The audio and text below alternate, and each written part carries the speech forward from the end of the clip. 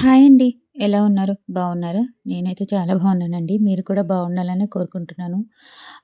ఎందుకంటే నాకు స్టార్టింగ్‌లో నవ్వెందుకొచ్చిందంటే బాగున్నాను అని చెప్పడమే గానీ, బాగుండడం అనేది ఏమి లేదు. ఉండదు గూడా. ఎందుకంటే ఏదో ఒక సమస్య వస్తూనే ఉంటుంది మనిషి అన్న తర్వాత. అదనమాట. పిల్లలకి కొంచెం జ్వరాలుగా ఒంట్లో బాగుండట్లేదు కదా! అందుకే మనసేం బాగుండట్లేదు. ఇక్కడ నేను మార్నింగే లేచిన తర్వాత ఇంక సండే కదా ఇది. సండే రోజు వ్లాగ్ అండి. ఇంక నేను వ్లాగ్ ఏం కాదు. ఒక 5 మినిట్స్ వీడియో పెట్టానంతే. మనసేం బాగుండట్లేదు. పిల్లలకసలు బాగోపోతే నాకసలు మనశ్శాంతి ఉండదు. మేబీ అందరికీ అదే ఉంటుందేమో. నేనింక వర్క్ మార్నింగ్ లేచేసరికి 7 అయిపోతుంది. ఇంక నేను వర్క్ అది స్టార్ట్ చేశాననమాట. ఇక్కడ ఊడ్చేసి ఇంక బయట కూడా ఊడ్చేసాను. ఇంక ముగ్గులేం పెట్టలేదండి. ఎందుకంటే నేను శుక్రవారం, మంగళవారం మాత్రమే ముగ్గులు పెడతాను.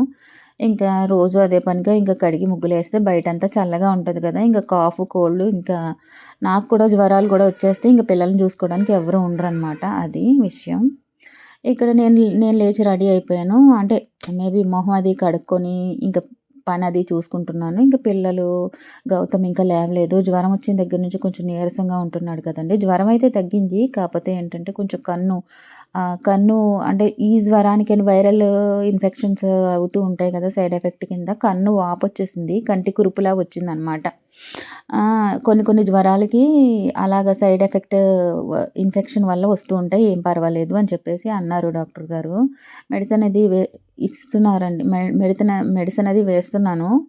ఇంకా అంటే తగ్గడం కూడా కొంచెం వాపది తగ్గడానికి తొందరగానే తగ్గుతుంది గానీ, దానికి బాగా పెయినొస్తుందనమాట కన్ను. అసలే లేట్ నైట్ వరకు చదువుకుంటారు పిల్లలు. అదన్నమాట విషయం. నిద్ర కూడా సరిపోవట్లేదు వాళ్ళకి. అందుకనే గౌతమ్ ఇంకా లేవలేదు. గౌరవ్ లేచి రెడీ అయిపోయాడు నాతో పాటు. ఇంకా వాడికి కొంచెం టిఫిన్ చేసి పెట్టాలనమాట. నూడిల్స్ ఉన్నాయి చేసేస్తాను. ఇంకేంటంటే ఇక్కడ మెషిన్ ఆన్ చేస్తున్నాను. ఎందుకంటే ఈరోజు కొంచెం ఎండగా అనిపిస్తుంది. ఎలాగో మిషన్‌లోని బట్టలే కదా! ఇంకా కాసేపు ఎండకేసేస్తే అవే ఆరిపోతాయి. అదనమాట. ఇంకా అంతే 2 టర్న్స్ ఏసానండి. 2 టర్న్స్ ఏసాను.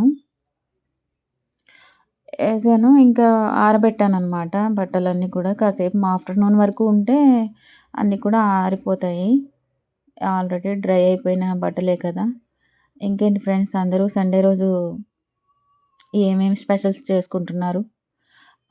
కామెంట్ సెక్షన్‌లో కామెంట్ చేయండి. నా వీడియో కనుక మీకు నచ్చినట్లయితే ఒక లైక్ ఇవ్వడం మర్చిపోకండి. సబ్స్క్రైబ్ చేసుకోండి. మీరిచ్చే లైక్ నాకు ఇంకొక వీడియో చేయడానికి మోటివేషన్ ఉంటది. ఆహ్, అదనమాట. ఇక్కడేంటంటే మా వారు చేపలు పంపించారండి.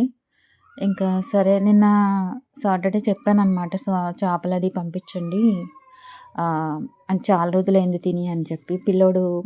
మా గౌతమ్ కూడా మమ్మీ నోరు చేదుగా ఉంటుంది మమ్మీ అని చెప్పేసి అన్నాడు. సర్లే ఇంకా చేపల కూర చేసి పెడదాము. ఏమవుతది ఒక్క రోజుకి ఏమైపోదు. ఆహ్, మనం డైలీ ఏం తినేయం కదా!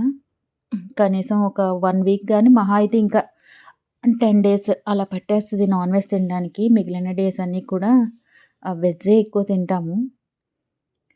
10 డేస్‌కో, వారానికో పంపిస్తూ ఉంటారనమాట అంతే.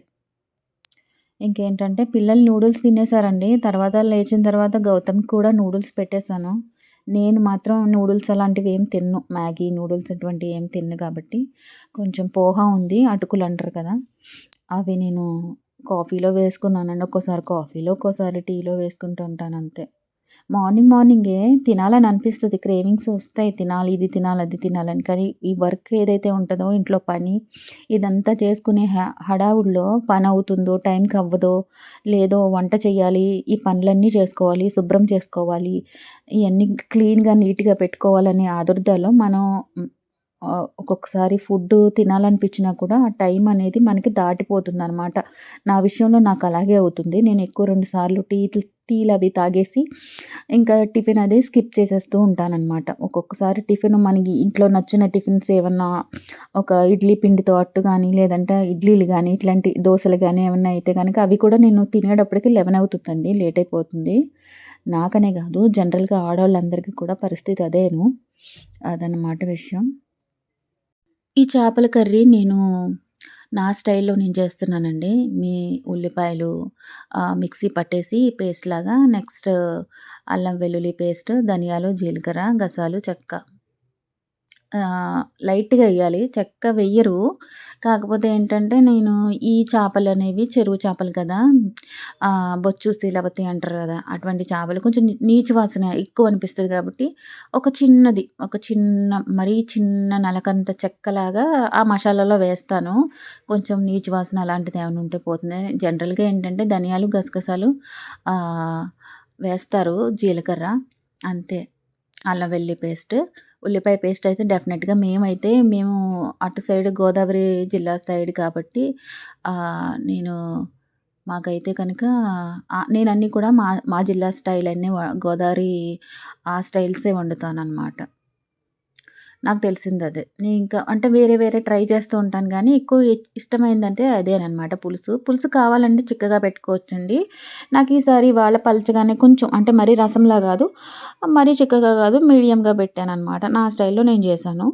అదనమాట విషయం. కొత్తిమీర వేసుకుంటే ఇంక లాస్ట్‌లో చాలా బావుంటది. మస్ట్ అండ్ షుడ్ అనమాట. కొత్తిమీర, కరివేపాకు. కరివేపాకయితే లేదిక్కడ. ఇంకా అంటే దొరుకుతుంది. మనకి ఒక, ఒక వారం దొరికితే ఇంకో వారం దొరకదు. అలా దొరికినంతలో అడ్జస్ట్ చేసుకోవాలి కదా! అదనమాట. ఇక్కడ పిల్లలిద్దరూ అన్నం తినేసారండి. నేనింక పెట్టుకున్నాననమాట. చాలా బావుంది. నాకైతే నచ్చిందనమాట. ఇదేంటంటే లాస్ట్ టైమ్ నేను పెట్టిన వీడియోలో టమాటో చట్నీ చూపిచ్చాను కదా! ఇంక మిక్సీ పట్టిందయితే అది మిస్ అయిపోయింది. అదే. ఈ వీడియో ఇక్కడితో ఎండ్ చేసేస్తున్నాను.